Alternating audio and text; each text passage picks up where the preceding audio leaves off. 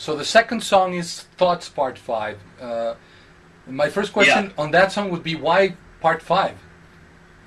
Just to be weird.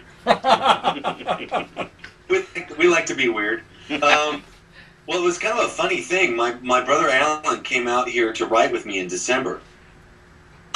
And we wrote some stuff. And I did, you know, we just spent a day or two writing, and then I kind of forgot about it. And then at the end of January, Randy and I were writing for this album, and we wrote a Thoughts Part 3, really.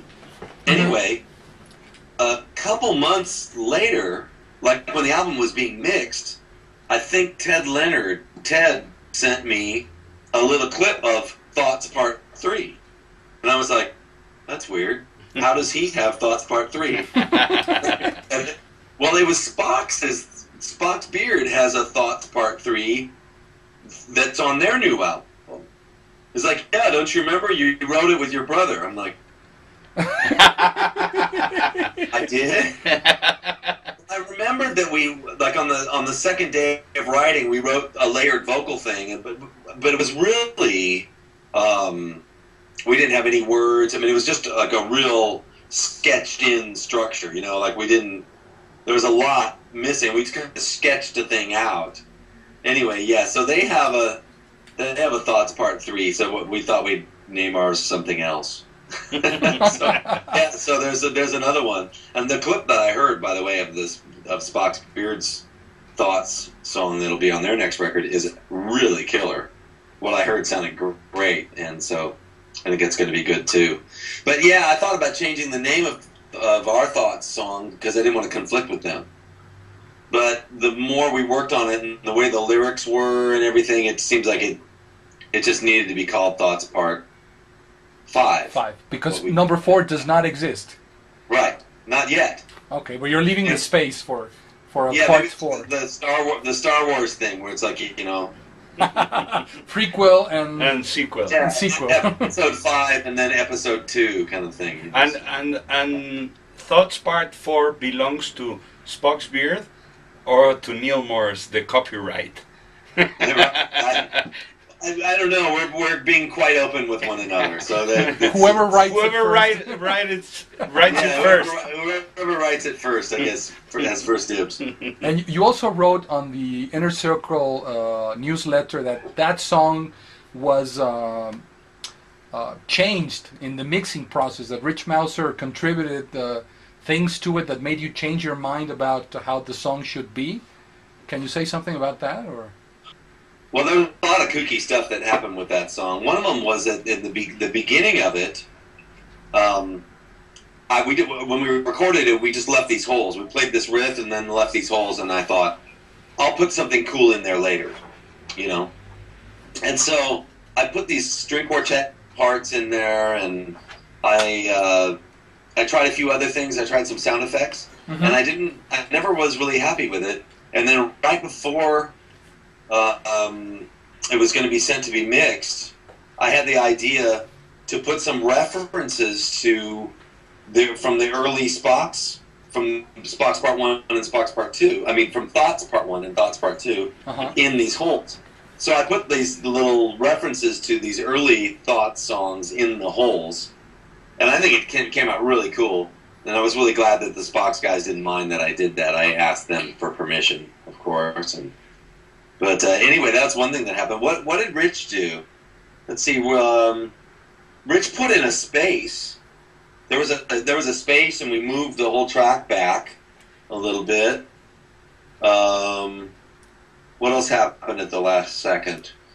At the last second, I didn't like my voice on the high part, and I asked Eric Gillette to re-sing it, and I asked my son Will to re-sing a part of it. So the highest vocal part got replaced at the last second. I mean, at the last second.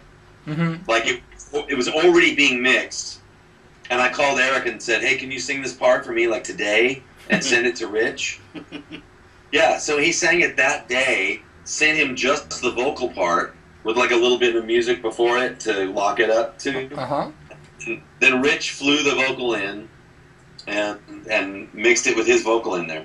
But no, I can't remember right now what Rich did that would have changed it so much, except to add the space. I don't know what I was talking about in the Inner Circle letter. Does that happen often, that when you give your mix to Rich Mouser, that does the music change or does it stay? How would you characterize that contribution? Because I'm a fan of the way your records sound, and I've always thought that Rich Mouser is a big part of that. But does he influence the creative process too? Okay, now I remember. I've been on vacation for 3 weeks, right? Now I remember. Mike sent an email, because I sent the mixes around to Mike and Randy, and they listened, and one of Mike's comments was, hey, on the outro of Thoughts, I thought it was going to be more like an I Am the Walrus kind of thing, where it gets weirder and weirder with sound effects coming in and things, and this was on the last day of mixing. You know, this is like at the very end, and I've got a master on Friday, and I think this email comes in on Wednesday, if my memory's right. So I just forwarded it to Rich, and I'm like, Rich, if you can do anything like this, go ahead. So Rich stayed up all night on Thursday. I think he told me he didn't sleep at all because we had to master it on Friday, and I was leaving the next week, so we didn't have any other time. You know, there was no. It had to be that day. So yeah, Rich, definitely, to his credit, he stayed up and he added all these radio sounds and all these. When you hear it, you'll hear these sound effects that come in, and yeah, he just did all that himself. He made it like totally, really, really cool. In fact, there was a part where I thought maybe it'd be good to not have some sound effects. So when I was at the mastering studio, I asked Rich to send me a version without the effects, so we could cut in and out of it. That's the kind of world we live in.